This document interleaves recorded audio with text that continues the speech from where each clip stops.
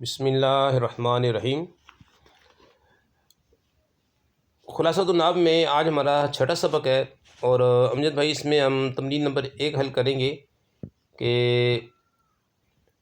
پہلا سوال ہے کہ مرکب اضافی کسے کہتے ہیں اور مضاف الیہ کسے کہتے ہیں۔ اس کا جواب یہ ہے کہ جس مرکب ناقص میں ایک اسم کی نسبت دوسرے اسم کی طرف کی گئی ہو اسے مرکب اضافی کہتے ہیں۔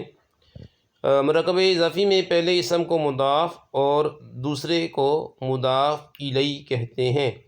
جیسے مثال ہے غلام زیدن، زید کا غلام، غلام یہ مضاف ہے اور زیدن یہ مضاف الیہ ہے۔